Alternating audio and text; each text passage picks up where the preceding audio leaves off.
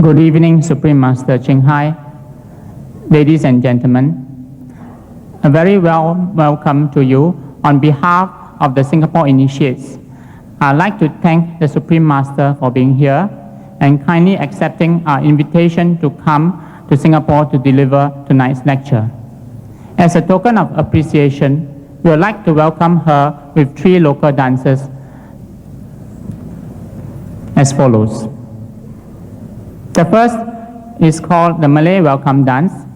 The performers from the Malay village will treat you to a colorful dance that represents the vibrant Malay culture.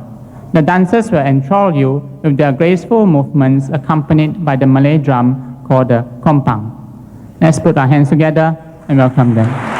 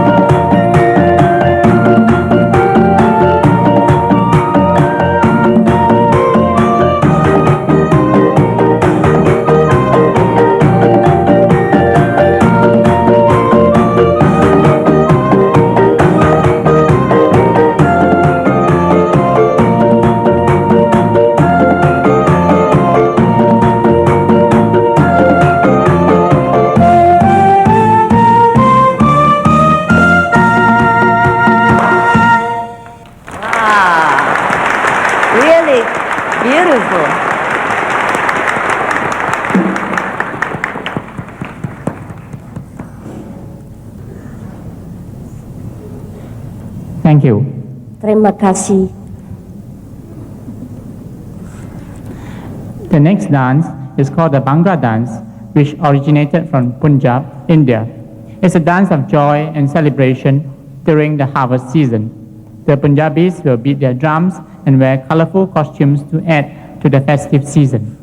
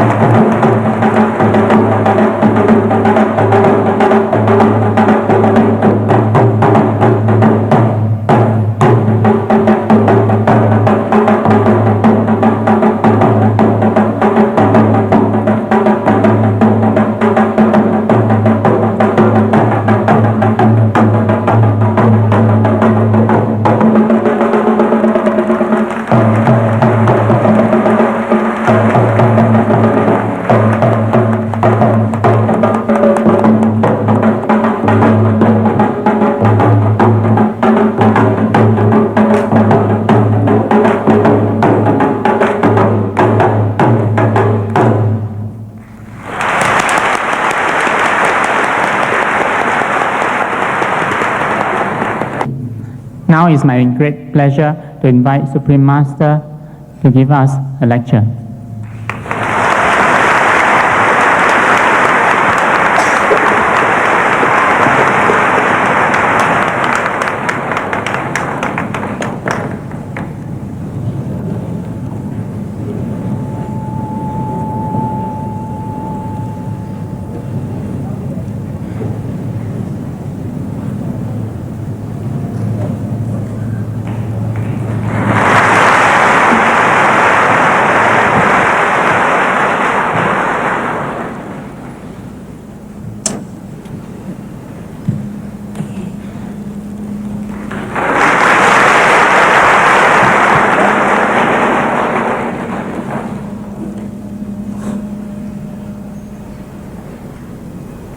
Now we would like to present masters with flowers and fruits.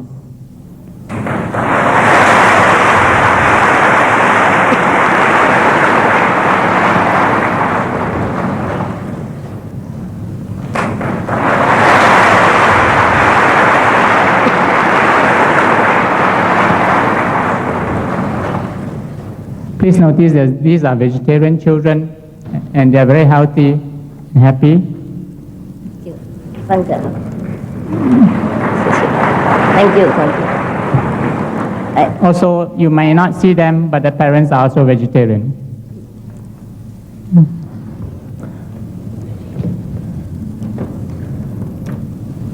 We have a lot of adult disciples presenting Master with flowers and fruits today, and they include Singaporeans as well as disciples from Taiwan, Indonesia, Los Angeles, Germany, and Thailand.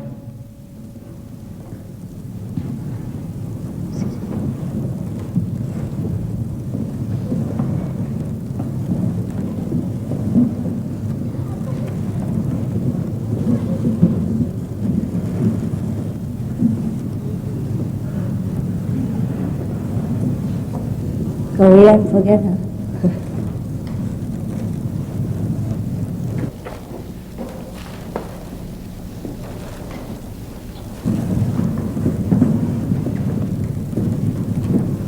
Wow. We can open a flower shop.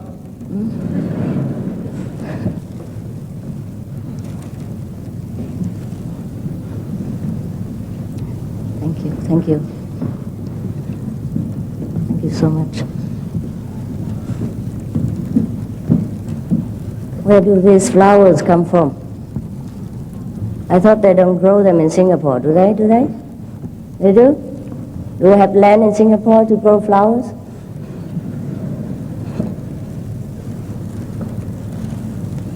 So now you know what it's like to sit here. You can have fruits and flowers and sit alone. Now I would like to invite the fellow initiate to tell us about her experiences. Good evening, ladies and gentlemen. My name is Shirley Sito, and I'm a manager in a local bank. As a Kuan Yin initiate, I'm very happy tonight to be given the opportunity to share my experiences with you. I'll touch on how being on this path has made a difference to my family life and instances where my inner meditative encounters have left an indelible mark on me. I was initiated in Taiwan. During initiation and while in meditation, I was suddenly bombarded by a strong pulsating light aimed at my third eye. I had to steel myself as the force was so strong and overwhelming. In fact, I thought that I was about to topple backwards. The light seemed endless. I heard beautiful sounds, one after another, as if playing a melody of its own. My husband and I enjoy a close relationship. Now I'd like to relate my experience, which helped me understand the basis for this closeness. One night, after a good meditation session, while lying down, I found myself transported back into what seemed like the Middle East during medieval times. As if looking into a crystal ball, I saw a sword-wielding man with a prominent mustache, whom I knew intuitively as my husband. Following these, the scene changed quickly, and I found myself looking at what seemed to be ancient China. This I know to the garb of the man. This time it was a scholarly-looking man with the same trademark. He had a prominent mustache. If you look at my husband today, you'll notice his mustache.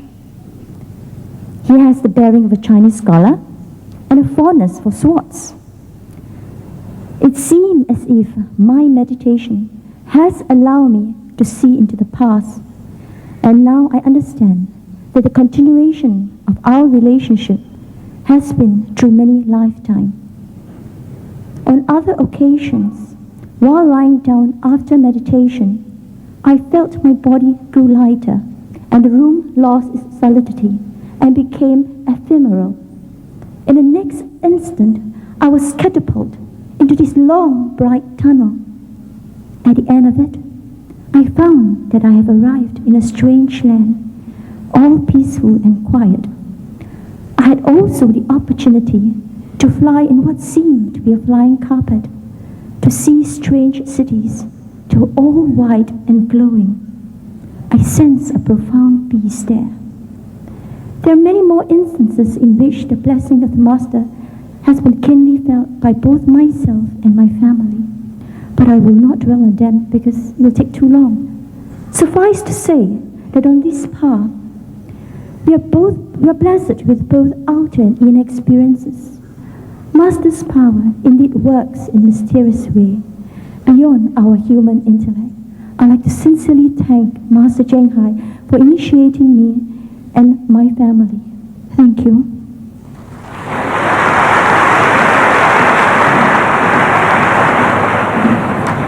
Ladies and gentlemen, I'm the husband, and here's the mustache.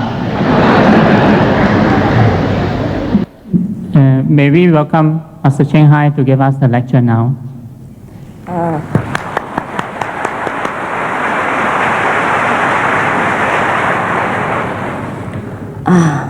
Now it's my turn.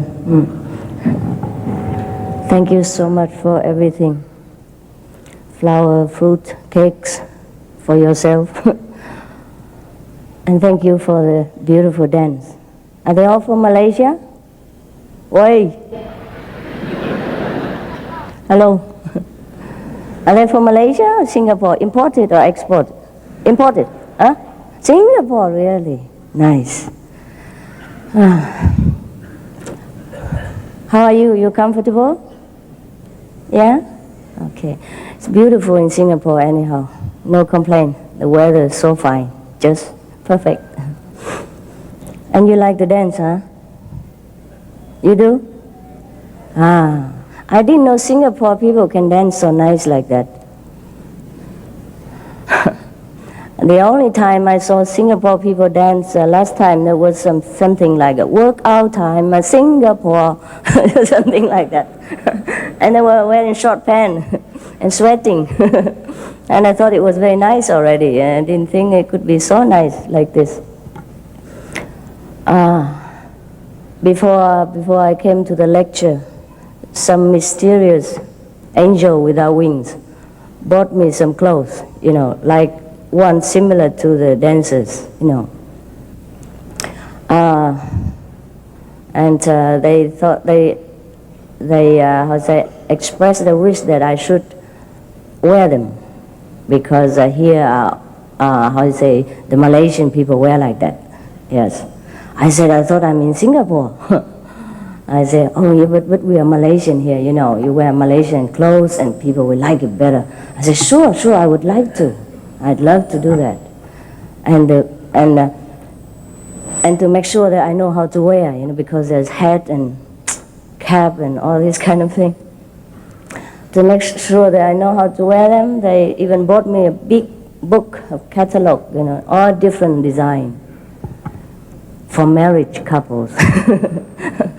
Anyhow, all so beautiful. When I look at the catalog, I thought, wow, this is beautiful. I would like to wear too. And just to make people feel also closer to me, that I'm one of you. Okay, I tried on to please you. But you know my size, yeah? You know my size, huh? Even they lift me in the air like that, you hardly see me. Makes not much difference.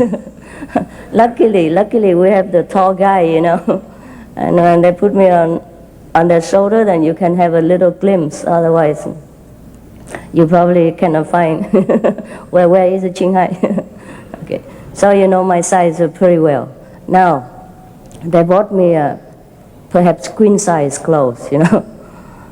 I don't know if the Malaysian don't make a smaller size or what. So they bought me the bottom and the top. Okay, the bottom is so long.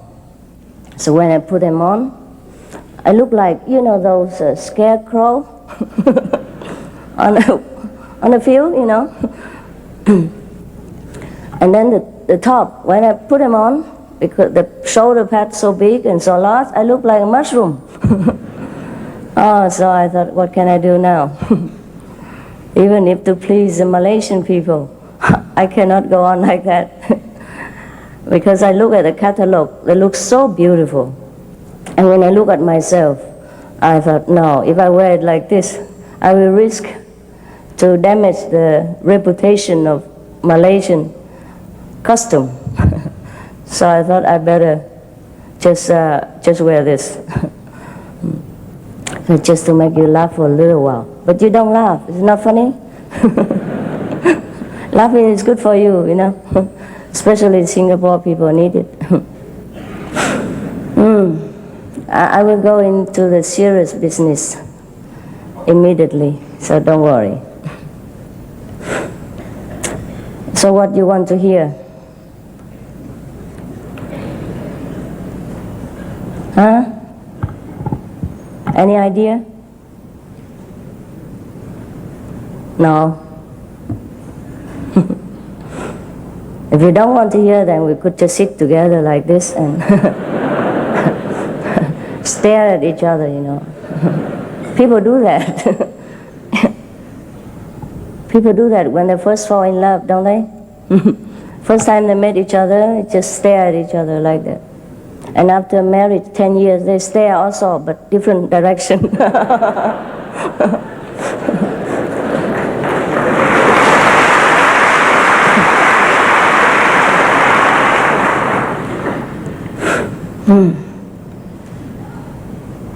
When I see you, I forget everything.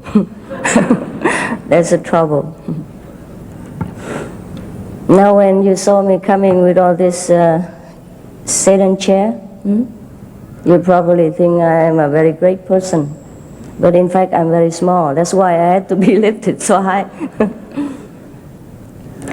The level, my level is about 1.50 meters. Even though the Buddha is supposed to be very tall. You're too so serious, you scare me. It's not the first time you see me, no? First time? Yes? No? No. I came here 2 times before. No? Nobody saw me before? Somebody see me before? Raise their hands. Yeah, of course. Old friends. We have been seeing each other many times. And you know, I love Singapore because of the reclaimed land. It's unique. When we were driving, you know, on the way here, it's wonderful to feel that, you know, like before it's supposed to be a sea, and now due to the cleverness of the Singapore people, you can drive on top of the water, you know. So who say that we don't have magical power? The Singapore people do, they must. Otherwise they don't have enough land. And I think it's fantastic that you, after sowing all the mountains down, you even dig the water, dig the ocean, and make it a highway, you know. This is fantastic. And I was saying to our friend who drives the car that it's okay to be small, you know, like me. Don't have to, because we were talking about a big country, yeah? And I said, oh, Singapore is beautiful. It's small, it's beautiful. And he said something like, we try to expand, you know, to make it bigger. Just like this afternoon when I tried the Malaysian outfit, I tried to expand myself to fit into it. And so we were talking about the country size, and I say, no, maybe Singapore is small, that's why it's easy to govern. And that's why you develop so fast, and it's the envy of many nations. So we should not always consider the size, whether it's big or small. The same thing happened to the spiritual life. Many people expect that the enlightened person ought to be enlightened. That being must be something extraordinary, must be perhaps 7 feet tall, or have feet like this or hand like that. Because we read the sutras, in the sutra, the Buddhist Bible, it describes that the Buddha has such and such a mark, you know, like his feet, you know, linked together like the duck, you know. His leg looked like the deer's leg, and his eye looked like a cow's eye, thing like that, you know. And they tried to make the Buddha beautiful, but if you put all this together, it's make a funny Buddha, you know. They don't realize that. Perhaps in the old time, these kings of animals are the best symbol of beauty, yes, and a noble character. That's why people try to convey to the one who loved the Buddha, try to convey to others that he is so beautiful, like, you know, the way he walked like the king of goose, yeah, and his chest is like the lion, and such and such things, yeah. But when you put all these animal parts together, you know, you don't know what kind of Buddha that is. Now this is the outside only, and the inside of us, each one is the same. I think all of you know that. But how same? And how can we know that?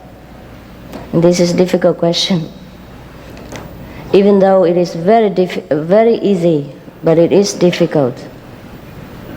Because we have forgotten it, that's all. We have forgotten completely what we really are, and we are busy with chasing our dream every day and trying to fulfill our immediate desires, and we forget what we really are and where we come from. Just to tell you how forgetful we can be, I'll tell you a true story of myself. I went to Australia, I think 2 or 3 years ago, also due to invitation, the first time. And we're supposed to have 3 lectures in different cities. The first lecture went on all right, no problem. The second lecture also all right, I was on time. The third lecture, I was late. The only reason is not traffic. It's not that I slept. It's not that I have no car or nothing. The only reason is that I forgot. I forgot that I had the lecture that evening. I keep doing my things. You know, like the room is a little bit untidy, so I keep tidying it up, and then I try to move things here and there, like it's my house. Perhaps it's balanced my schedule, a busy schedule, give me something to do. Perhaps so, or perhaps I'm a perfectionist. Whenever I see something is not in order, I try to put it in order. But that is to the extent that I forget that I had the lecture that evening. I forget until half an hour after the beginning time. And then some nervous disciple run in, broke in, and kind of crashed in and say, "Master, where are you?" And then I say, "Why? I'm here." Very cool. I say, "Master, you're supposed to be in the lecture hall." I say, "What? What lecture hall?"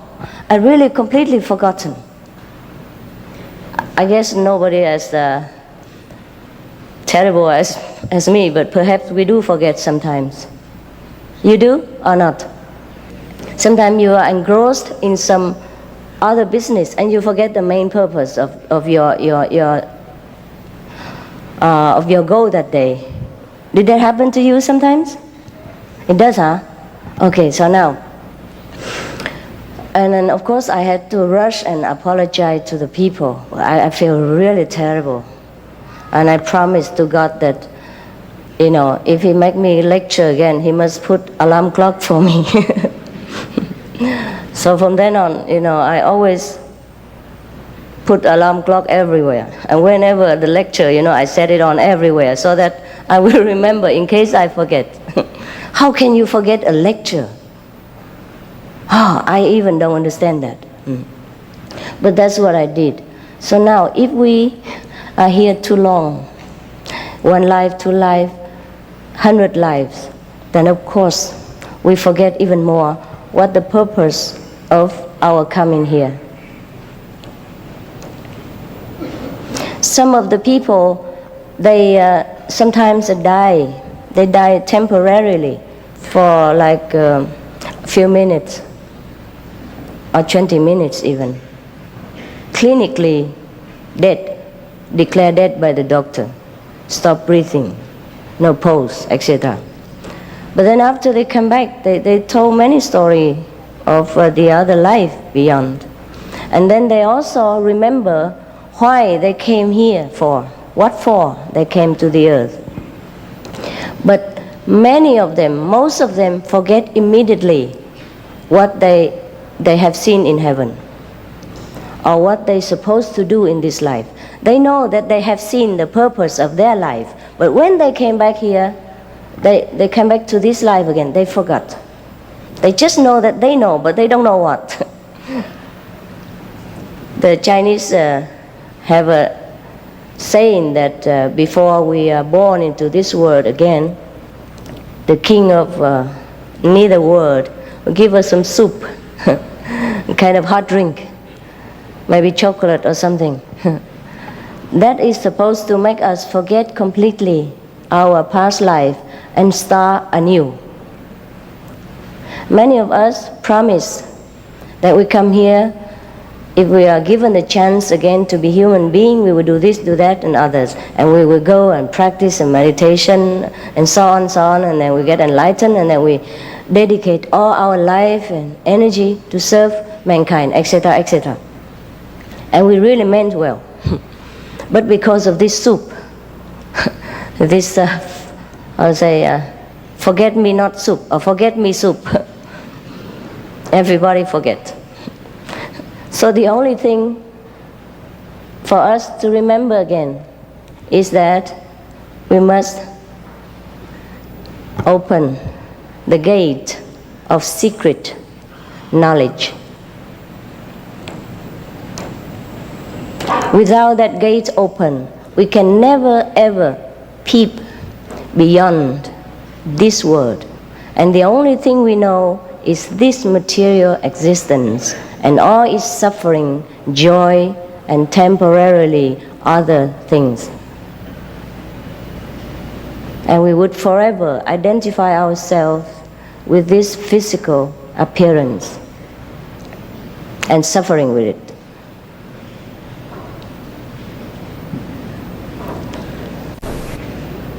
But why? Why must we remember the purpose of our coming here?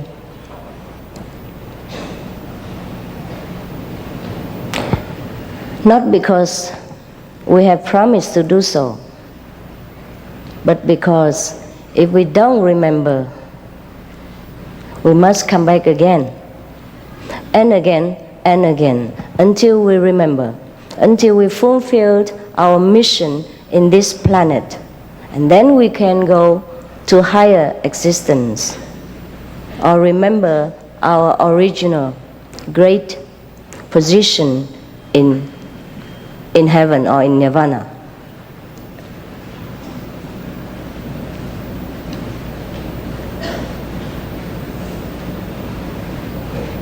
The suffering of this world is not due to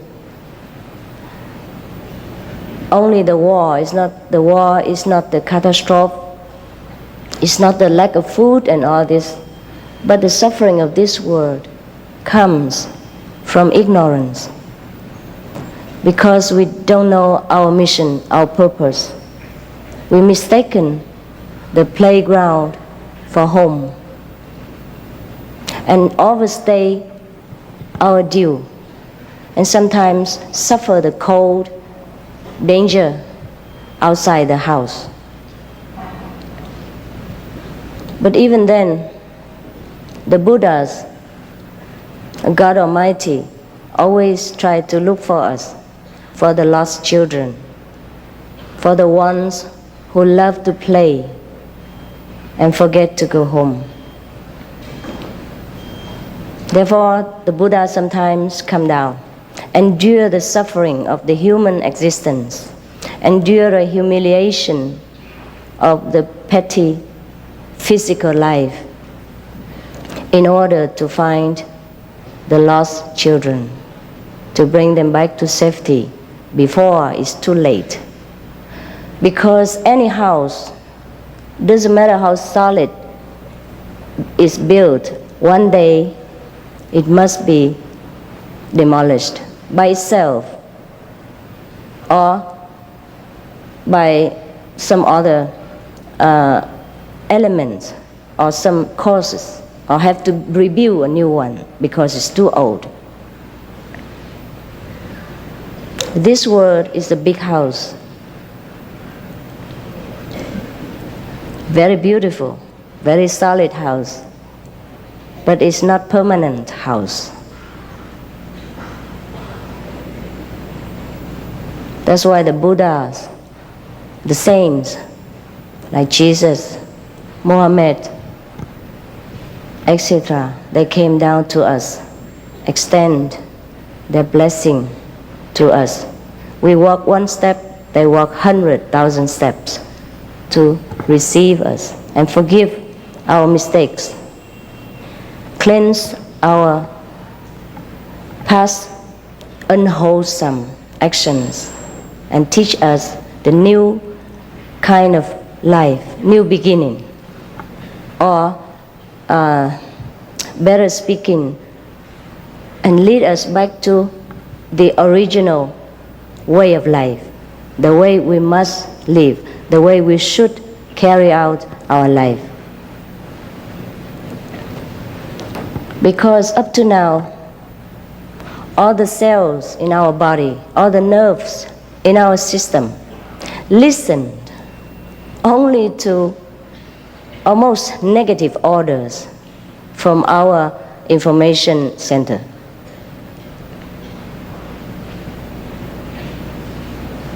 That's why we have war.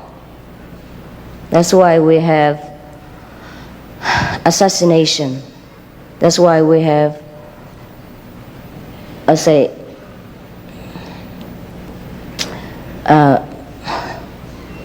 competition at the cost of other people, jobs or business or wife or husband, because we do not have a positive information in our brain center to order our body to do good things. And the people who are good in this world are also sometimes or often overwhelmed also by the negativity, by the negative influence in the society, also become shaky in their faith, became weaker in their goodness, and sometimes eventually also give in to the negative power. So when we have only negative information in our brain, then of course we can only give out information, negative information or negative order. And the cell in the body, the nerves in the system will also can follow only the negative order and then do negative things. That's why we have no peace in the world. That's why even up to now, brothers still killing each other. Even parents are killing their children for pleasure, for privacy, for individual freedom, pro-choice, etc. Not because they are bad, not because all these war makers, all these parents bad, or the husband who killed the wife, or the wife killed the husband, or the brothers killing each other, not because they are bad, just because their brain are fed only with negative information, only with negative ideas, and that's what they carry out. Whatever the brain order, the cells comply. The cell have to do it. The body must function. And that's why we sink deeper and deeper into depression. And that's why our world is almost any time in danger of I would say, disappearing from our own making. So the only thing to help us now is very logical, is that to feed us with positive information, to change our information stream every day. We must receive good information, positive information, constructive information, enlightened, wise informations. And then from the brain, it will direct the cells, the nervous system, and everything will do only good, only peaceful, only wise, only constructive, positive things. And that's how we save the world. Otherwise, it doesn't matter how much peace talks, how much money we spend on arms, on the army, still we don't have secure feeling. Look, one day, this country just finished the war, shake hands with each other, okay, we start anew. And the next morning, we heard that the other country broke out in war. And then the United Nations run over there. And it's not yet finished. The other one, the other country, make war with the other country over there, and then over here, over everywhere. And it's already nearly 21st century. And we're supposed to be civilized, peaceful, loving, helping each other. And for all the technical invention, for all the wealth that we have discovered from the Mother Earth and from the universe, we could live a kingly life, all of us. But we still have poverty, war, suffering, just because we don't have enough positive information to feed our brain and our whole system with. That's all there is about enlightenment. Enlightenment is a way of positive life. It's a way of tapping into positive power, which is already existing within us. Because in the universe, there are two kinds of power. We call yin and yang, everybody know. Now we are living almost in yin. No positive, no yang, because we did not open that resource. This word is a negative word. So it is obviously that we have plenty of yin everywhere. And the negative or the yin is easily is more accessible to everyone.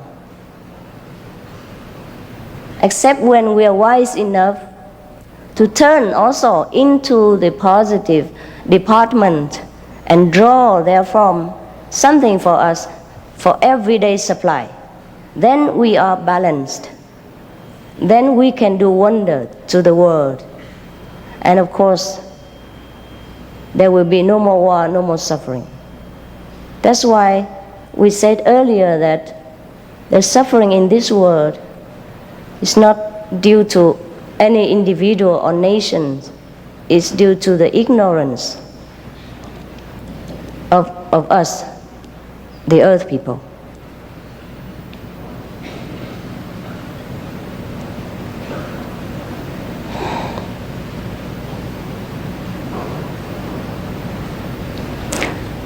Enlightenment is nothing new and nothing that we have to beg for, nothing mysterious. It's just a positive power that we have within ourselves, laying, sleeping unused up to now.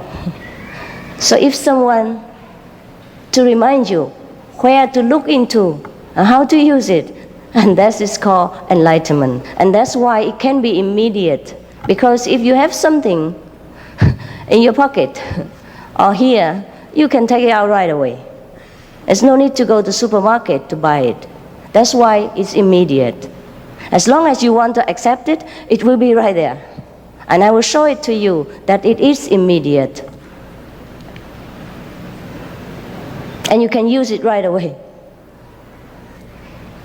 And you can see your life improve right away in the first days.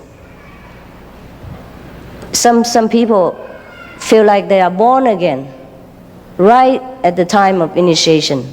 They're so joyful. They could just go on the street and kiss everybody. Of course, I advise them not to do that, especially in Singapore. It's just a way of expressing their joy, yes. And from then on, their life become as light as feather, you know. They work without burden. They take care of the family with love and not with so much, struggling. Most of family members often struggling with each other, also due to ignorance. And so many people after enlightenment, they find their family became heaven. Yes. And if everyone like that, every family like that, then we don't need to go to heaven. Our planet will be preserved, and then because due to our positive power, we can also elevate the vibration of the earth and make it become heaven-like.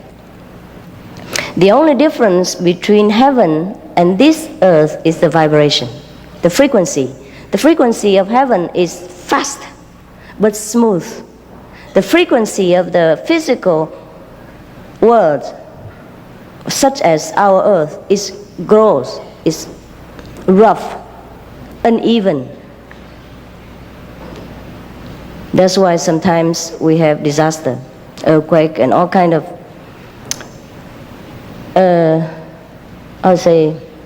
eventful weather. Of course, we can say it from weather forecast, the wind in the northeast, and the wind something like that, and cause all this and that. But it is altogether due to the vibration of the whole planet and the atmosphere around it. In heaven, they don't have it. They don't have typhoon. They don't have earthquake. They don't even have earth. They don't even have wind. Everything is different. And the heavenly beings, their vibration also different. Because they are different, they have their vibration different. Therefore, heaven is different. So if our vibration is different, our life become different, even if we stay here. Of course, we cannot change the whole planet into heaven if the people of the earth are practicing only in a small number. But if the whole planet, or maybe even half of us, practice in such a way, then the vibration of the earth will also change. Then other half also will be benefited without having to do anything. Just like in one family, the father and mother goes to work, and the whole family can benefit from the parents' salary. No need for the children also to go to work. They can later when they want to, when they grow up, as a duty to society, but not because of necessity. And of course, the more money they earn, the better for the family. Similarly, the more people practice into a heavenly kind of life, and the more elevated our earth will become. At that time then, our house here is safe. Otherwise, it's not safe. As long as the frequency is so gross, is that we say that in English too? Gross, rough, Then it's bound to happen that one day it will break apart or explode. We learn that the finer the things, the more invisible the thing, the more enduring. Similarly, our earth is too gross, too heavy, so it's bound to happen sometimes that it will, destroy itself. If we do not destroy it before that, with our atom bombs, with our environmental abuse, with our, ignorance of the protection of the atmosphere around the earth, we sometimes poison ourselves with too much chemical, poison our earth, poison the water, and so it's bound to happen that it cannot last. There's no need to be a clairvoyant person or predicting well like Nostradamus or something to say that the world is not everlasting. We can predict it ourselves if we look around our neighborhood and see how we treated our planet and how wars have damaged each and every corner of the world, now and again. There is a story about two devils who live in a mountain. Actually, they're not devils, they're kind of semi-ghosts, yeah? Demigods, gods or ghosts, perhaps half angel and half goblin-like, yeah, okay. And they live together too. One is green and the other is red, just like the green light and red light outside. Okay. Green is for peaceful, smooth going, right? Red is for war, stop obstruction. So, but both of them live together happily ever after, ever before, together on the mountain, and with no problem, no anxiety, no desire, nothing. They live for long, many hundreds years already. And often when they have nothing to do, they sat on top of the mountain and look down into the world below them, the world of humankind. And they saw all the busyness and the people walking up and down and all that. And they saw the world is always changing. So the green say to the red, you see, we live here many hundred years already, and our life never changed. Every day the same thing. But the world below, the world of human being, every day change. How come? And the red said, oh yes, you're right. Very interesting. Their life is more interesting. But the green said, but how come their life is so changing all the time? And then the red thought for a while and said, oh, it must be because they always fight each other. Yeah.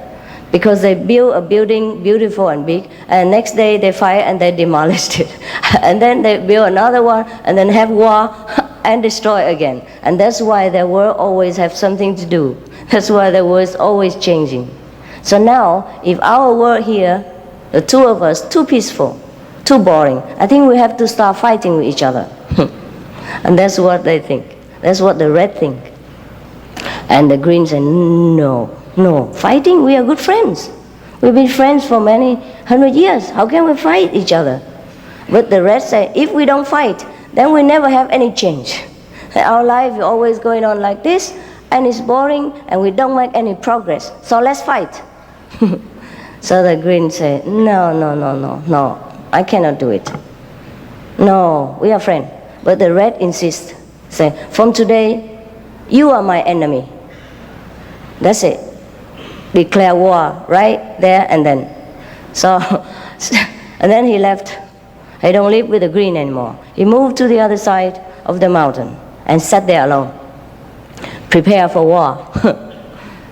And the green also stayed there in that corner of the mountain, felt so lonely and miserable. He missed the other devil, the goblin, demigod. So he was feeling very miserable, you know. And you know the goblin, the kind of demi angel, they have magical power. Apart from can fly, yeah, can make things appear by themselves, can see very far, can hear very far.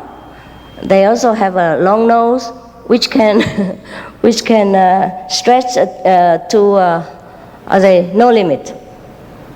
So the green goblin sat there one day and feeling very bored. And suddenly he noticed in the world of human below, there's something shining, flashing, shining all the time. So he was curious, He was curious. And he used his nose.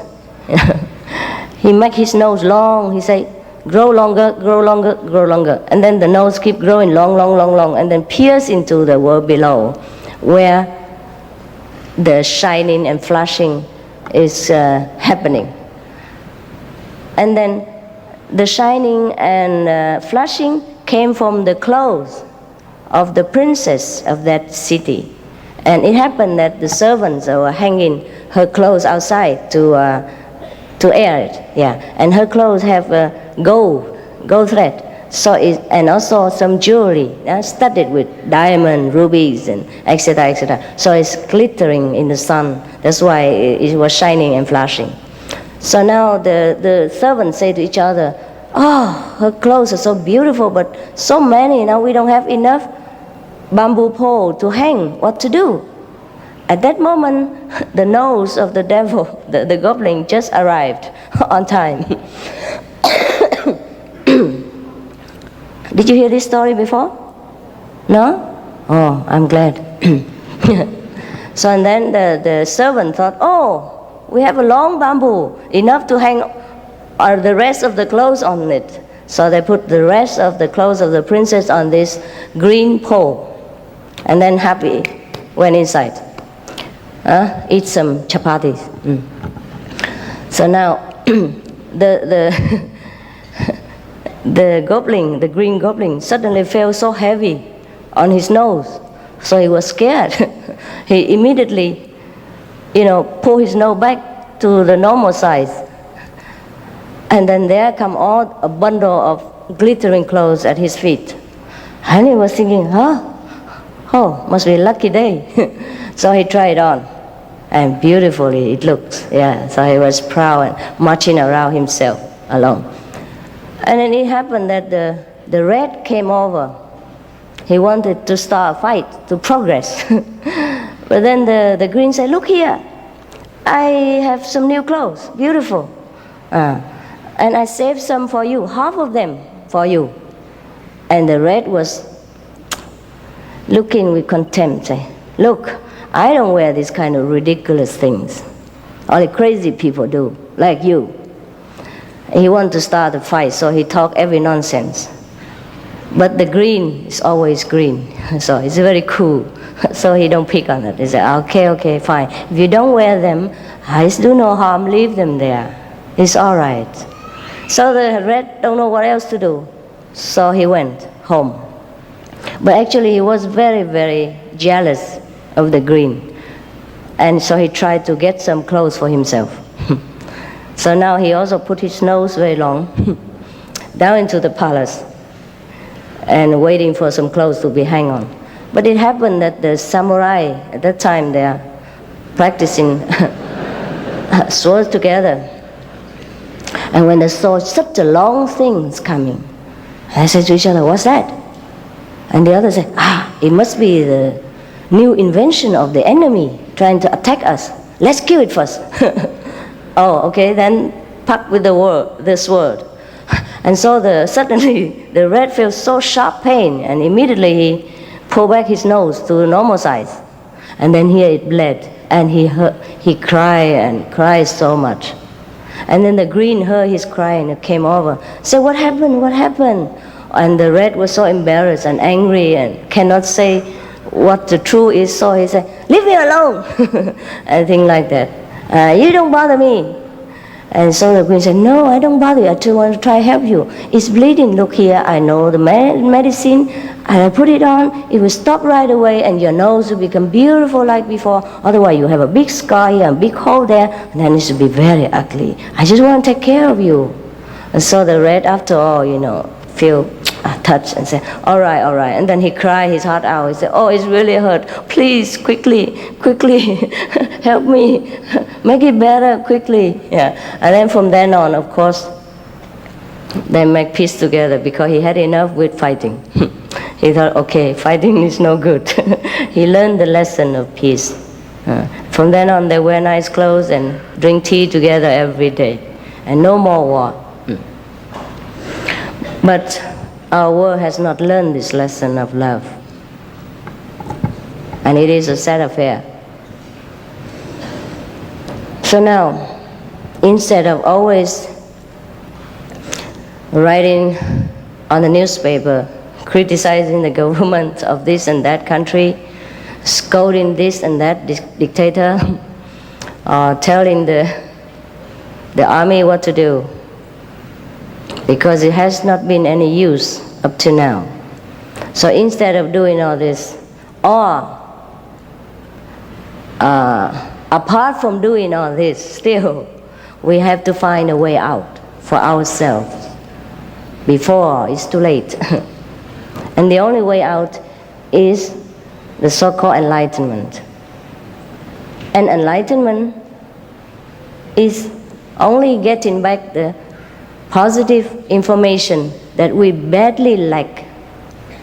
And it's right there. Because it's already there. It's just that we didn't use it. When we are born into this world, everyone must take care of the immediate needs, such as cold, hunger, or environmental infection, etc., etc. Therefore, the immediate reaction from birth or since childhood is all this material comfort, all this physical need. And that is why we don't have the chance to remember the positive information that we must have in order to survive, in order to be wise and to fulfill our duty better in this world. You see why we forget? You see why we don't have it? You see why we have it but we don't use it? Just because immediately this world overwhelms us with physical threat.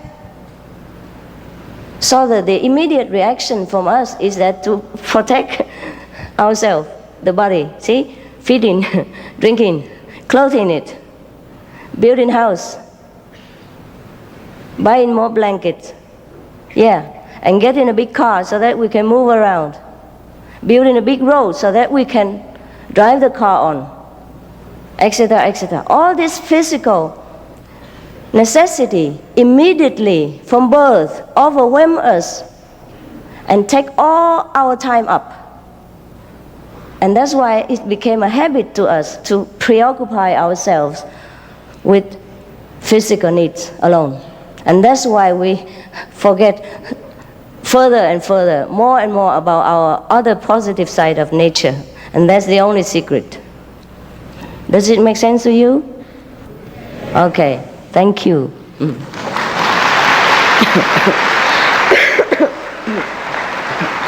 So now I have, in brief and in a logic, explain to you or remind you what is truly enlightenment. And there's no mystery about it. Just the positive side of our nature. And we have both inside. So up to now we only use the negative because of the necessity of this negative world force us to always have to lean on the negative side to survive. And then the more we do it, the more we forget the other side, that's all.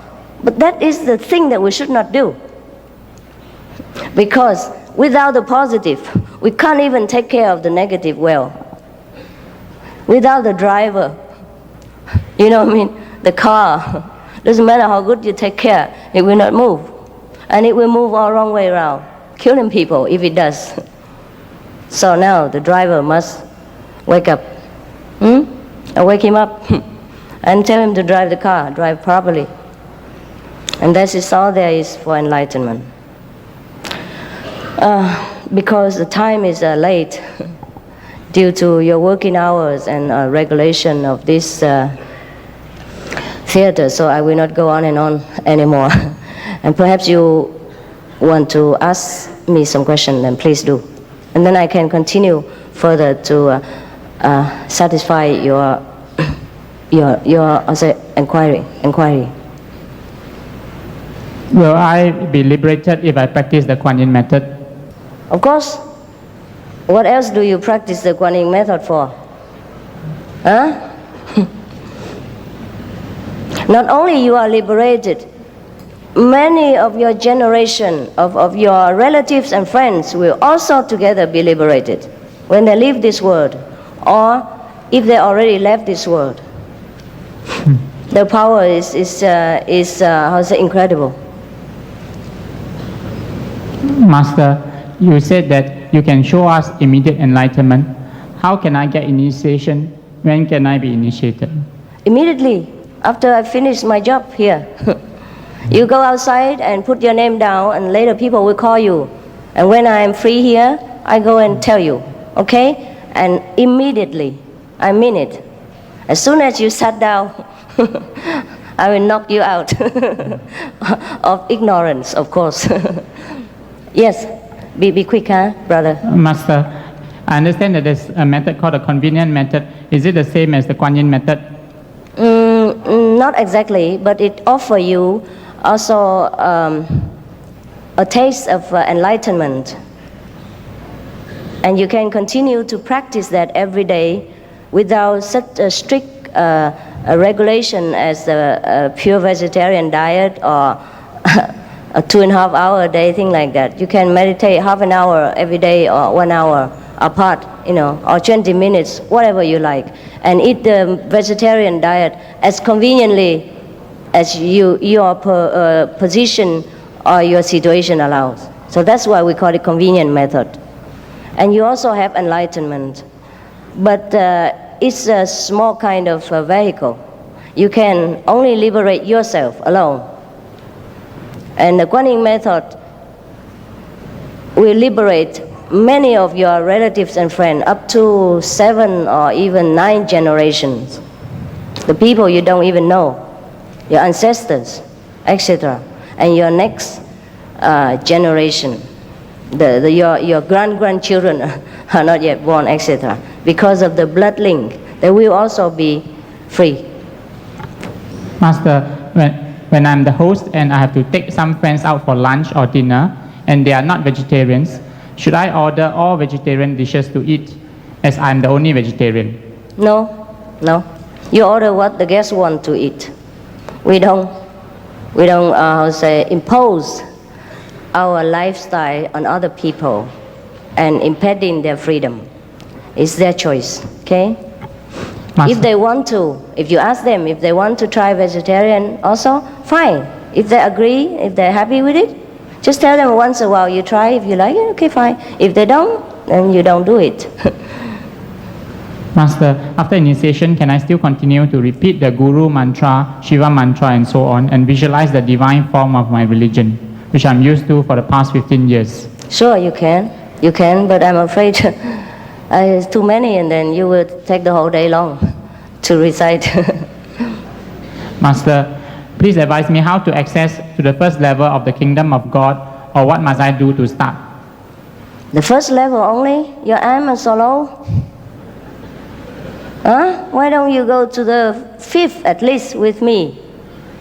There is almost empty because nobody go there. Plenty room there. Singapore is tight. We go there for a change, huh?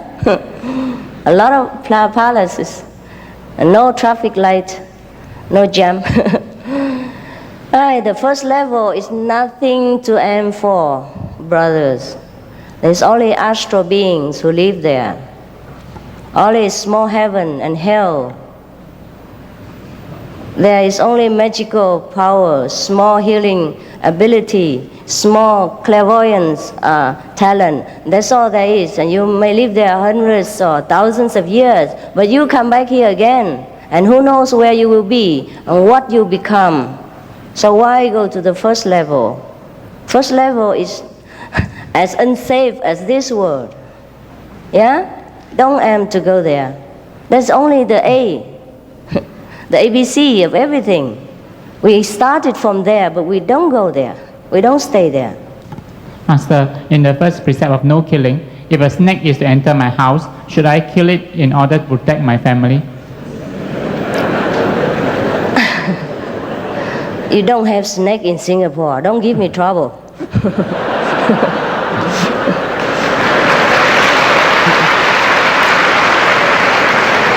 We don't even have enough land for people to live. Where can the poor snake reside? But anyhow, you don't have to kill. You can give him a bag of a cloth bag, and he will happily crawl into it. And you set him outside somewhere else in the bush or something, and he'll be happy. But if you must, of course you can do it. But then you pay. You can do anything you want in this world, just as you must pay.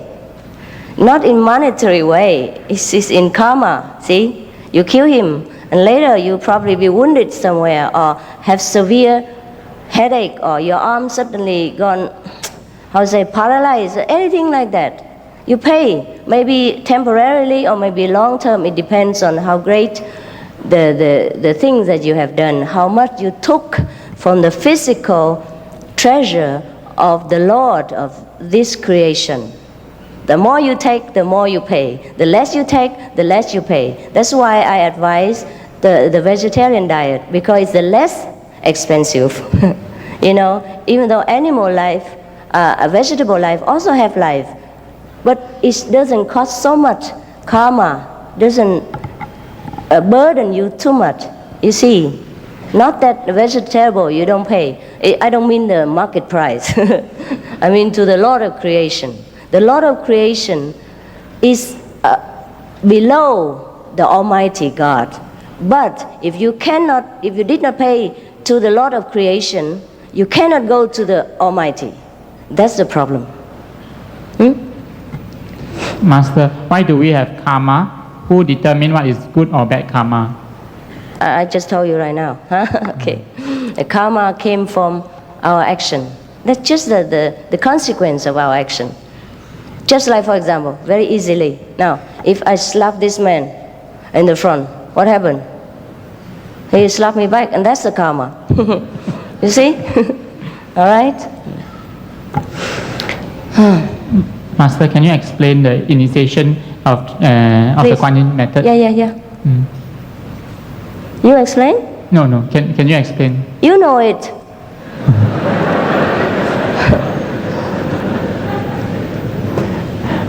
Master, if I cannot take up initiation... What? You don't explain to people?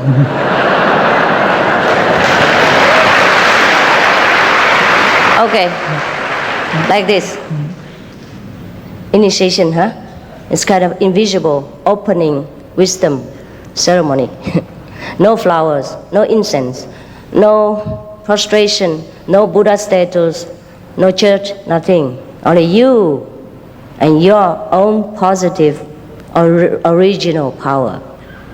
Now, when you sit there all alone, then I will point to your soul where to go in order to get back the positive and negative together. Understand? Now you are separated. Okay, always lean onto the negative side for survival. Now, when you sit alone there and ready, willing to go back, okay? I just put you back, okay? But no action involved. These things are abstract, are the wonderful things of invisible power. It's no doing of anything. Do without doing. I don't have to be there even. I don't have to even know your name, your address, your age, your profession. I don't have to know you. I mean, physically. Inside, no, yes. Therefore, the initiation is just that you sit there and get back your positive side. Oh, you know, like out of balance. Now you always lean on the negative like that, right? Okay, now tick, come back, and then you balance. That's it. And then you know that you are enlightened because you see the light. You receive the teaching from heaven through melody. It's not by Singlish, it's not by Chinese, it's wordless word, silent sound. These will make you wiser, and more realize that you are great and you are the master of the house. Yeah? That's the initiation. Okay? But no word can describe that because I will not talk to you at that time. I might not even be present because you will be alone with the whole universe then, you know? And that's how you know yourself. Okay? It's difficult. Try to understand. If you don't just go for initiation, then you understand. Master, after enlightenment, can we still get sick? Sure. Look here, I have a cold. I supposed to rest. I had a flu. Thanks for some of the friends who gave it to me. And I was weak because I overworked a lot of time, often time, because of many disciples and demands from the world. So of course my body is like yours, or your body is like his, yeah? If you're weak in resistance, overwork your car, then it will stop. It gets sick. That's the same. The car will get sick, whether is it Benz or is it, Cadillac. It sometimes gets sick, but that's normal thing. Why should we avoid sickness? It's no big deal. If I wasn't sick in these days, I could not have enjoyed 2 days in bed. So that's a bonus. It's not bad. And all the people loved me so much. Wow, while I'm sick. They feel concerned, and that's an enjoyment also, okay? No problem to be sick. The Buddha was sick, wasn't he not? Yeah? Yeah, sure. Sickness, no big deal. Master, if I cannot take up initiation now, when would you come back to Singapore? I come back all the time in your dream. But you forget. Try to wake you up, but you don't listen. And after you wake up, you forget again. So there's also for nothing. So I have to come here physically, and you still forget. You say, if, maybe, perhaps, probably. Let me think about it. All right, then think. You have many centuries to come to think. Okay? If you're not here, you will be in other world, thinking. Difficult to promise you, even though I like Singapore. The only reason I came here this time was because it's near to Thailand, and I already promised Thailand, and just in the mood of, ongoing, I promised Singapore also. Otherwise, I could not really afford it. There are about 40 countries on a long waiting list since many years, and I'm ashamed to even to face them. But I have physical limitation, also financial, and also organizational, involved, a lot of things. It's not that just I come here and then everything fall from heaven and then I just sit here and talk. Even I myself, I have to prepare for you. I never read newspapers or books, but when I'm going on lecture, before, I don't care much. After enlightenment, I don't care much. But then after beginning having disciple and the more disciple, then I must read books and all that. I have to get in touch with the world in order to talk to the world people. So last night, all night long, I read. I did not sleep 1 second until about 5 or 6 this morning, and I finished reading the whole Singapore and all kind of regional and worldly problem and books, and then I went meditate. Even with my flu, all sort of medicine, it made me so drowsy. I had to fight with it in order to make a better service today. Of course, I can just sit here and say anything. I could say that. But it's not sincere enough in the worldly level. And it might not reach your heart so deeply. So I must also prepare. You see? So it is not that I don't want to come back. It's involved a lot of work. At least hundreds of disciples involved in this work and prepare for us today. So we must thank them. Of course, we thank God.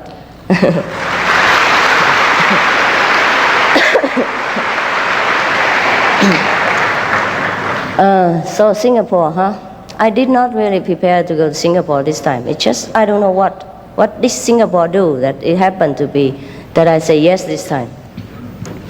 Otherwise, it's not that I don't like Singapore.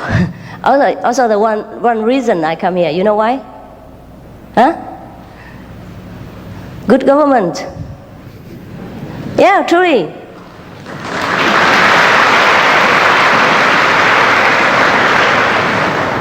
I don't say that to make you feel good. Why good government? They give me easy access. I can come go anytime. No visa problem, no big deal, no check-in, no check-out.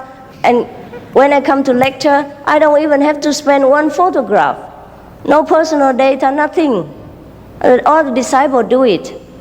And Malaysia also asked me to go. But they asked me for so many fill-in form that I say, forget it, sorry. You come to Singapore and listen. That's how it is, really.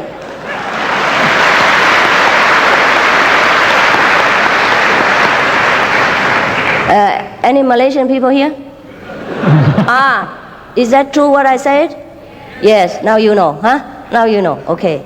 So I cannot promise you, forgive me. The truth is like that. But because Singapore is so easy, it could be that I come more often, see.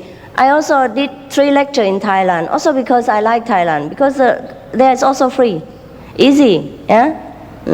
In some of the country, you can go, but I hate bureaucracy. I'm sorry, I hate paperwork. Yeah, I don't like it. So when I hear about it, I'm frightened because I travel all over all the time, always form filling, visa in, visa out, pack in, pack out. I'm already dead tired of bureaucracy. And sometimes check in the airport, searching all over for something that they can never find in me. The thing they want to find, they should find in me, they don't find. Anyhow, so I am tired of the bureaucracy. So anytime when I can avoid it, you know, when I can avoid, anytime I can avoid paperwork, I just say no. And I say, Singapore, Malaysia, very near. Why don't you just come here? That's it. Am I fair enough, right? Yeah? Master, Yeah? how would a person know that he is enlightened? Oh, if a person has a child, how does he know? Do you know that that daughter belongs to you or not? Or you don't know? Okay, fun. Master, why am I born? How do I know? It's your business and you ask me. Funny. Okay, you can know if you get enlightenment, huh? Just go get initiation and then all the answer will be there. No need to ask me. Second-hand stuff is never good enough for you, the sons of God. Huh? The sons and daughters of Buddha must know everything, first-hand knowledge. Master. Master, why are there so many religions in this world? And there's only one really, different names. Yeah.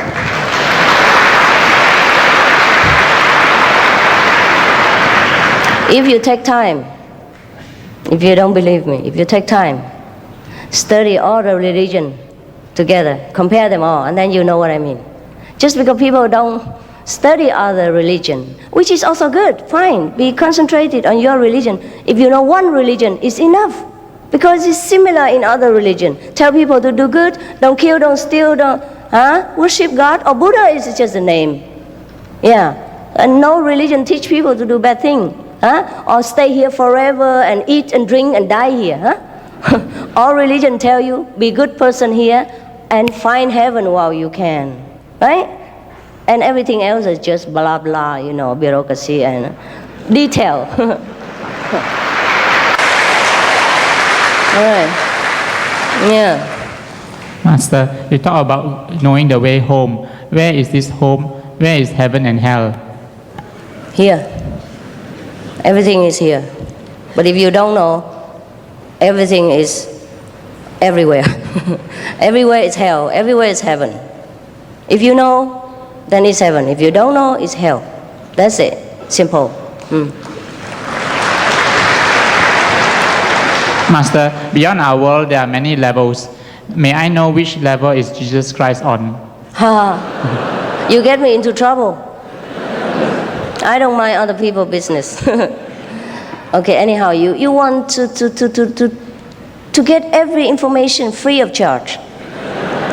Now get to work, okay? and get paid yourself. Huh? Go to get meditation, and then you see Jesus yourself. Talk to him the way I talk to you right now. And that's the way it is. You should know everything firsthand. because you are the children of God. You don't know how great you are, so you must know. Okay, Jesus, oh God. Master, Jesus, how can I tell you? But I can only promise you that you can see him. After initiation, you practice. Some people see him right away at the time of initiation. As soon as I sit down, as soon as I say, now I begin, that's it. Then Jesus come to them, or Buddha come. Sometimes funny, they both play tricks on us. Jesus come to the Buddhist, and Buddha comes to the Catholic. Yeah, they have fun. They do that. They do that all the time.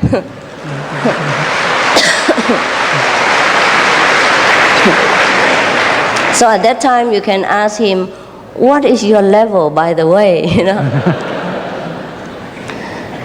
And I will show you the way to prove him also, whether he's true, he's truly Jesus, or he's just an illusion, of your dream, of negative power. Therefore, we need instruction from the teacher. Verbal instruction doesn't mean enlightenment. After verbal instruction, and you sit quietly, do nothing, and I do nothing, that is the time when you get enlightenment, not by talking, okay? Right. Master, will I be able to find my dead relative and communicate with him if I practice the Kuan Yin meditation? Dead relatives? Yeah, dead relatives. Oh, sure. But I'm afraid maybe you don't like to go there. Some of your people, difficult to get in touch with. Yeah? If you want to go to such place, you need a master, otherwise you'll be in danger. Yeah. So it's not always good to see dead relatives, huh? Now you practice Kuan Yin method, and some of your relatives, dead relative, will be immediately released from whatever suffering they have.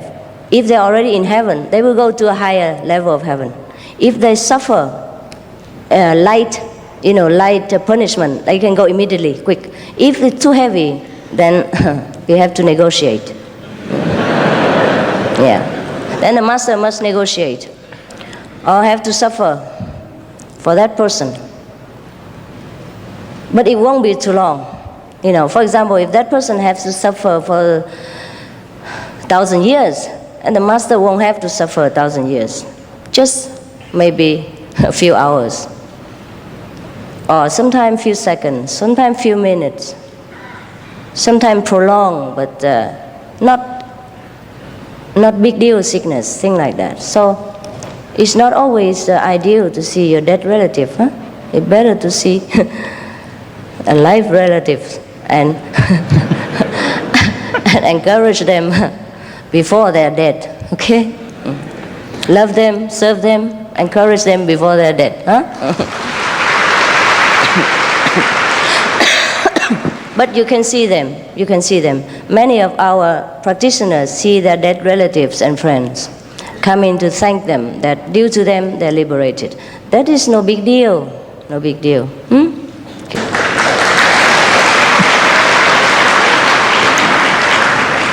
Master, one of the 5 precepts is refrain from sexual misconduct.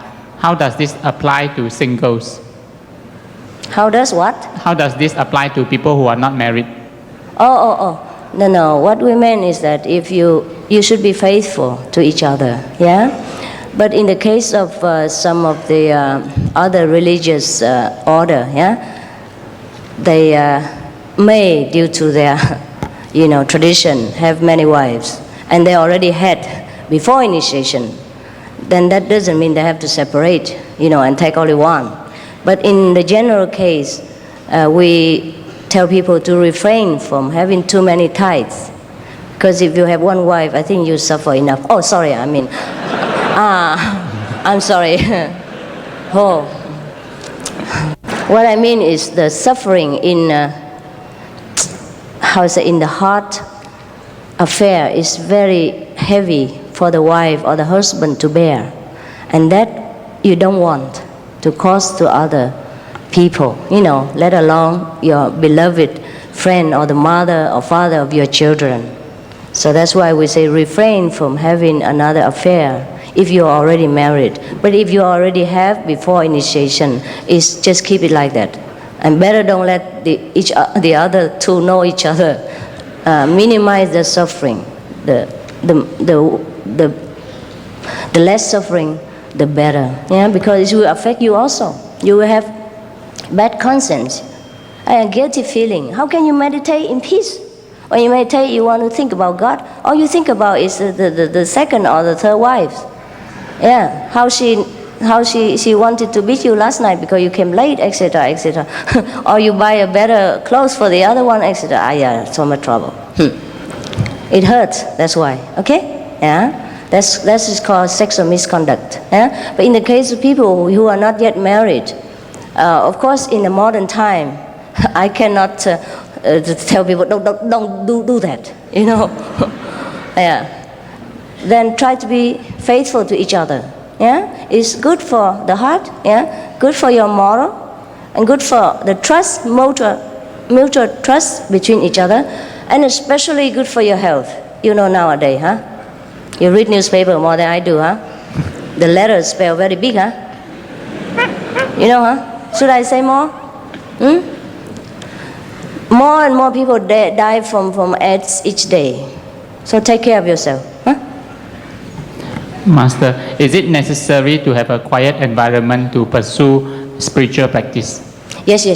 In the beginning, yes. But later, no. That's why later sometimes we need. That's why sometimes we organize retreat for 1 week or 2 weeks or 4 days, 3 days, every year, a different time. So people have a chance to have a peaceful, quiet, only practice meditation environment. But otherwise, you must go out into the society, bring in the light and the blessing into our brothers and sisters. You cannot always hide yourself in the mountain and become a selfish Buddha. Master, will dreams of future events come true? Can we change the future? Yes, sometimes we can, if we are strong enough. And if you want to be strong enough, meditate. Get your Buddha power out. Then you can change anything. Otherwise, the future will change you. Huh? Master, can you explain the Kuan Yin method in Chinese? Why?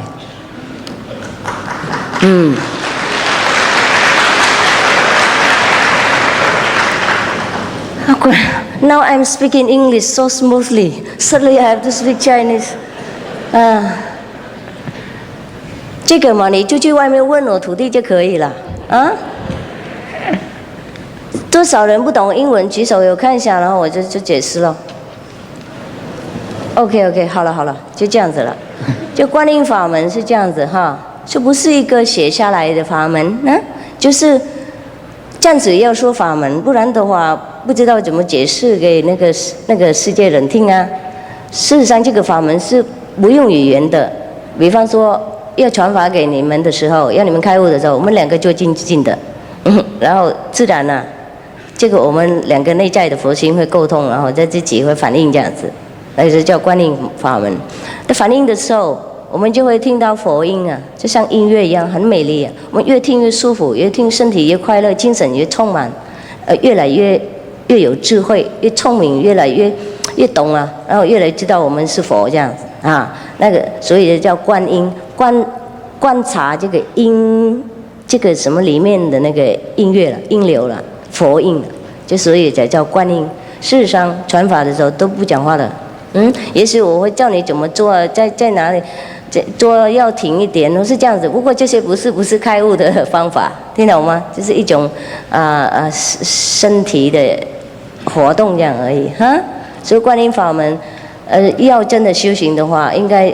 开悟的时候才知道哈，就用语言呢很难讲啊，就是我帮你们开智慧就对了，然后这个佛性那个所谓的佛教说凡内找自心呢，闻自心呢，记得吗？啊，那个就是观音了，好，谢谢啦。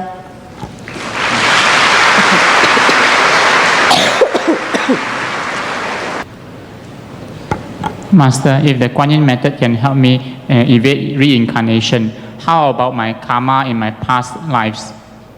Oh, I burn it. I'll throw it in the dustbin and set fire to it. Finished. Okay? It's like computer. You know where karma come from? Come from your reaction and action and reaction, of course, but where it come from? It's stored in your subconsciousness. There's a button. I just push it and it's gone. Okay? It's like your computer, or your record player. You can play it, you can record it, or you can erase it. Just know how.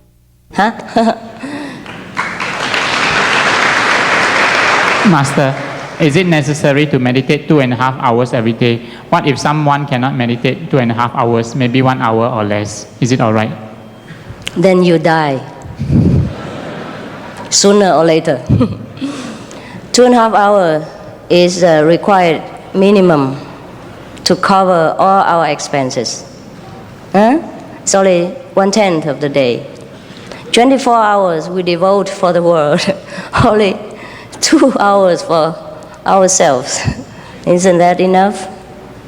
Actually, you should meditate more, but because of the busy schedule of this world, 2.5 hours is fine. You can do it anytime. Sitting on the bus, on the subway. You don't have subway here, huh? Sorry. Or sit on the airplane, sit in the park, or sit in the bathroom.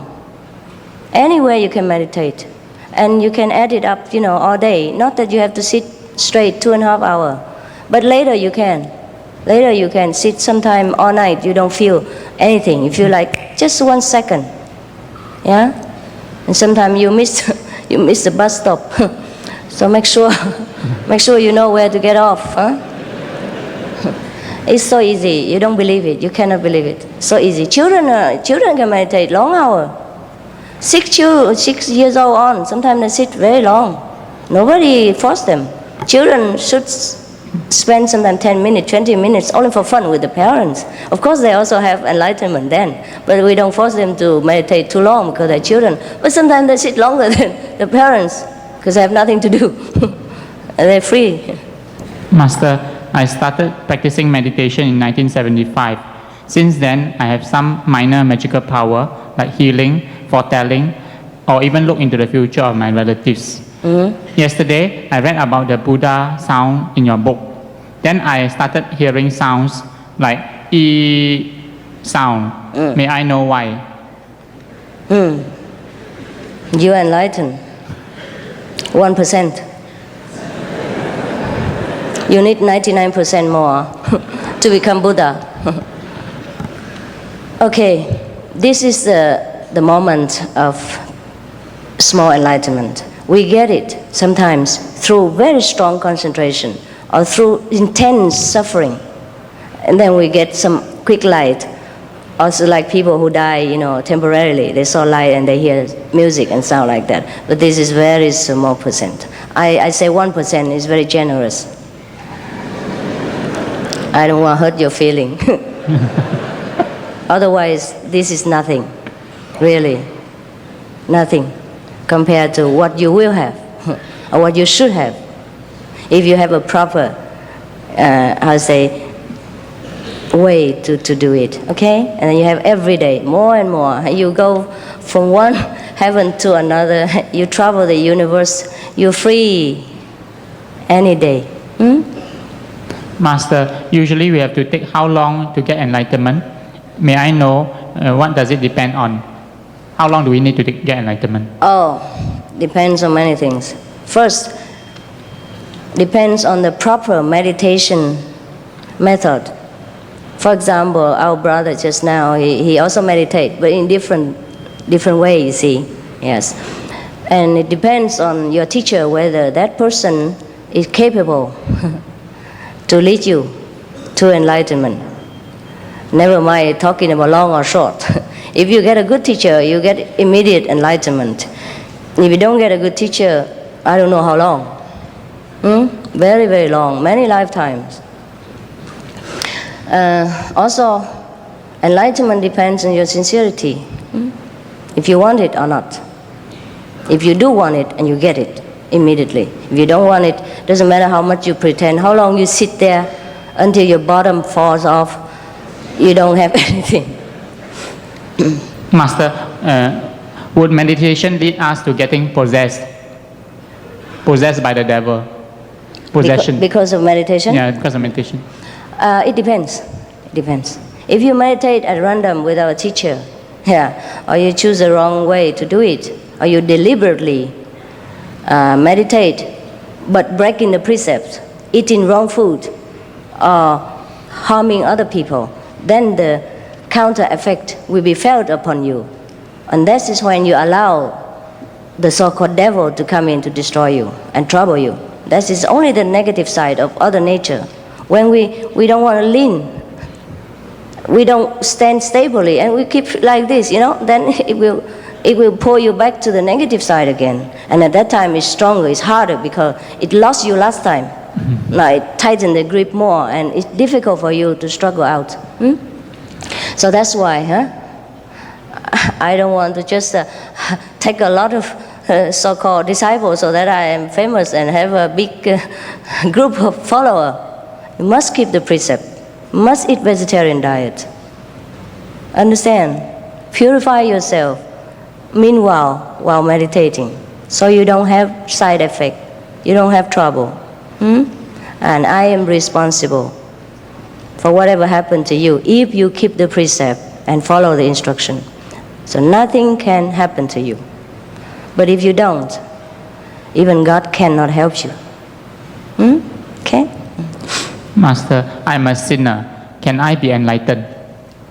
I am a sinner. Can I be? Sinner. He commits sins. Who is not a sinner? Please raise hand.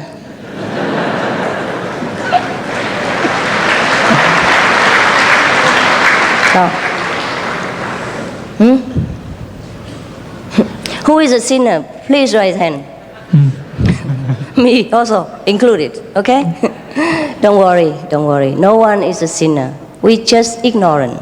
We have not been taught the way of the saint. We have been only taught to survive in this world, how to eat, how to clothe, how to look after this physical vehicle. That's all we have been taught up to now. All the education is also leading to that end, so that you can have a good job. Right? We have not been taught the wise way, the holy way. So now is the time. No problem. We did think we don't know. How can we be sinner? If the child is not taught and he make mistake, how can he be blamed? Blame God. He didn't send you a teacher soon enough. His fault.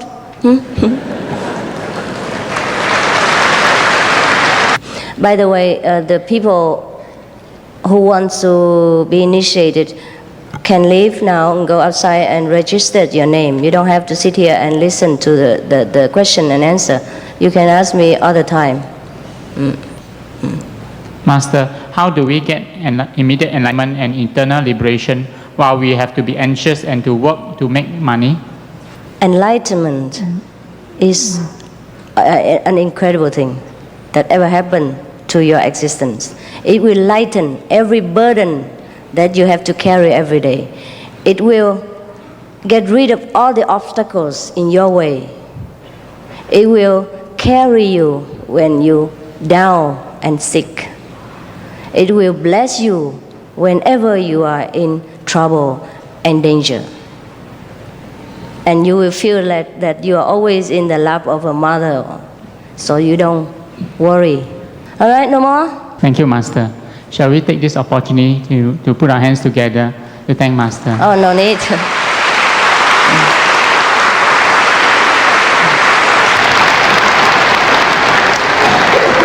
Okay, I thank you all for your loving attention and for your trust, your love, your friendship.